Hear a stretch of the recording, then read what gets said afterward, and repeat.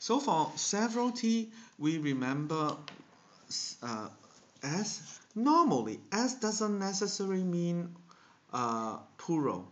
Here we have sole proprietor, proprietor,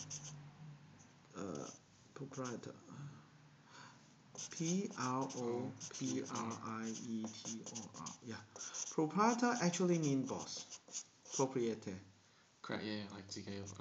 If you own your own Yeah. company, you call it sole proprietor. Right. And also sole, it can be said separate property. Separate property means a property before marriage. But then they have like a document saying that, oh, that document, that house, we are not going to split it during the marriage, so it is owned by the husband only, things like that. So this is called separate property. Okay. And another S is, now we are going to say severalty. It sounds like several, a lot, Yeah, but no, severalty actually is coming from severe to severe realty. So it's also mean one ownership. A house which is owned by one owner is called severalty. And the opposite word, okay, here is called concurrent. Con actually is with. Current, it means right now. Concurrent is having two people or more in the ownership at the same time.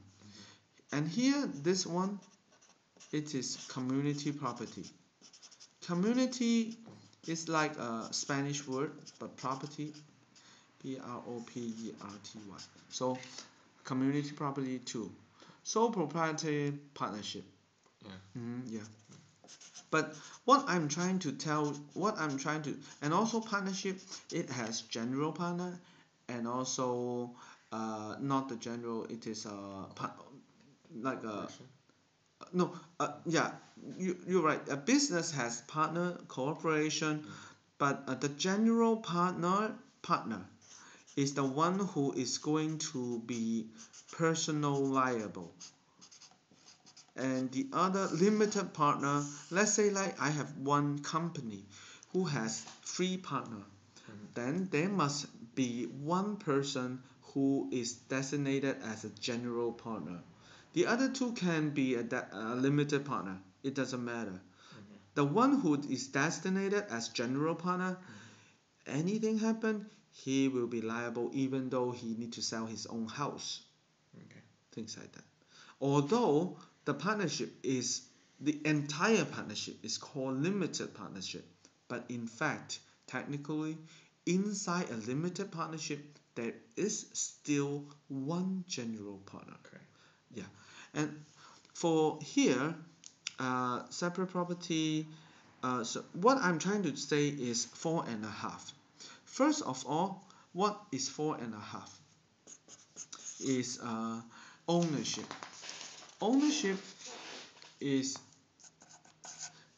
divided. First of all, separate property, we call it half. Why? Because it seems that I have a house with my wife, but my wife live in this house, he doesn't own it because it is only owned by a husband, because they have a agreement saying that it is before marriage. So before marriage, I have this house.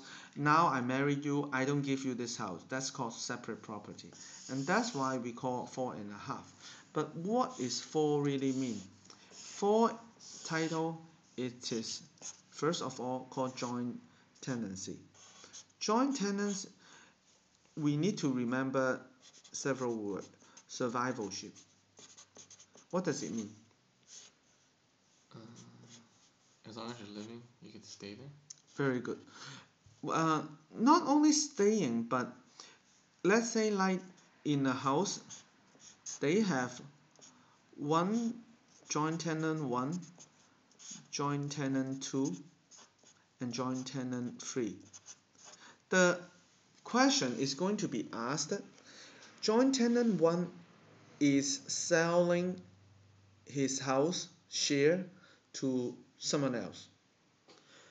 what happened to joint tenant 2 and joint tenant 3 relationship?